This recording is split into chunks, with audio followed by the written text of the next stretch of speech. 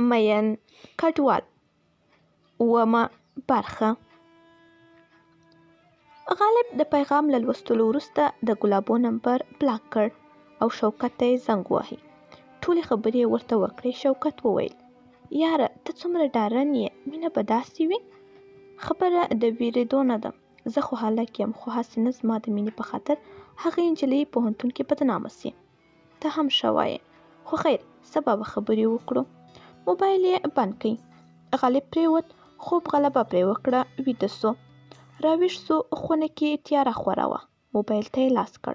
سکرین بل سو، ویې ویل: 1:44. دا څه ډول ویده سوی یم؟ اوس به دا پاتې شپه څنګه تېروم؟ د موبایل ډیټا یې روښانه کړه. لنډه شیبه وروسته یې ډیټا بیرته بنده کړه. د موبایل فلش یې روښانه کړ. خپل بیک یې راواخیست. د خوب ګولۍ یې راواخیستې، ویې خوړلې. بیرته پرېوت او ویده سو. شپه د ګولۍ په زور تېره سوه. تورې ورځې تر سترګو کېدې. څو شېبې وروسته تیز باران پیل سو.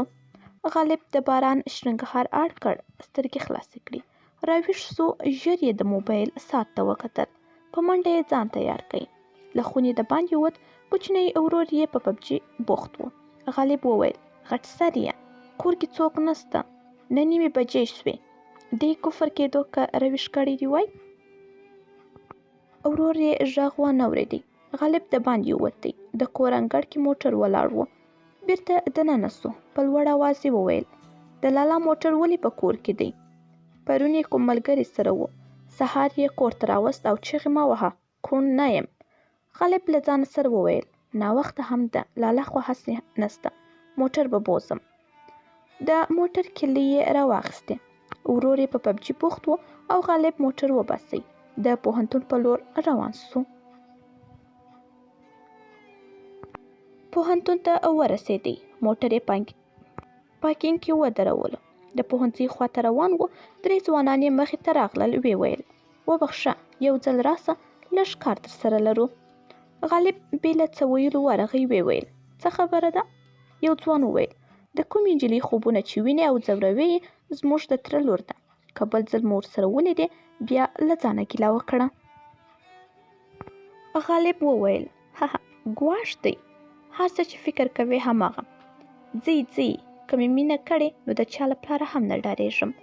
یو بل ځوان وویل: ته پوهېږې زما پلار څوک دی؟ لږ سوچ کوه بیا خبرې کوه.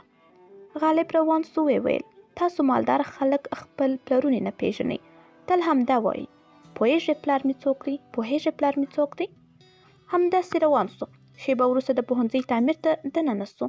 د ټولګي دروازه یې خلاصه کړه. د اخر قطار پر یوه څوکۍ کښېناست.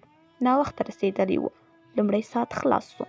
تفریح سوه. شوکت یې څنګ ته راغی. ویې ویل: راځه کنه خپل ځای باندې کښېنه. نه نور په هغه سپېره ځای نه کښېنم. خو ولې؟ بس خوند یې رانه کړ. ما له هغې سره د واده کولو نیت لرلو، خو هغه راپسې د کوڅې لنډه غر رالیږلي دي. شوکت هیڅ ونه ویل. ولاړ او خپل کتابونه یې راواخیستل. د غالب څنګ ته پر څوکۍ کښېناست. غالب وویل: ته نو ولې راغلې؟ ولې؟ ملګرتیا ده، نو مجبور یم. غالب وخندل. تفریح خلاصه سوه. د بازار موندنې استاده ټولګي ته دننه سوه. شوکت وویل: ډېرې خبرې ونه کړې، دا ښځه سړی ډېر بې عزته کوي، ګوره. بس نور مې شرافت پرېښود، خاندم، خبرې کوم، هسې نه فکر وکړئ چې زړه یې رامات کړي. داسې به وکړم چې راپسې مړه سي، خو زه به یې څېرې ته هم ونه ګورم. نه یاره، ستا مینه داسې وه. مینه مې کړې وه، ځکه خفه سوم. پرون یې پیغام ولېږل. ویې ویل: رانه لرې اوسه. سمدلاسه مې بلاک کړه، خو بیا دې کار ته څه اړتیا وه؟ خو بس پرېږده. شپې ورځې او اونۍ تېرې سوې. غالب د ټولګیوالو د سترګو تور جوړ سو. د بازاریابۍ غوسه ناکې استاد یې هم له غالب سره ښه چلند کولی. د هغې یادونه یې شاته واچول او خپل درسونه یې ویل. د 20% او 60% ازموینو تر ټولو لوړې نمرې د غالب وې، خو ګلابو ته یې په دې موده کې تش یو نظر هم ونه کړ. د فاینل ازموینو ورځې را روانې وې. غالب په پوره توګه بدل سوی و. سر به یې تل کتاب ته ټیټ و. د سهار وخت و. تر ټولو مخکې راغلی و. نوټ یې لیکئ. د ټولګي دروازه خلاصه سوه. ګلابو ټولګي ته دننه سوه او پر خپل ځای کښېنسته. د مین کډوالي دمه برخه زموږ پر مطالعه یوټیوب چینل باندې اورېدلی سئ. مین کډوال دا ناول تاسو ته د مطالعه چینل له لارې وړاندې کیږي. مین کډوال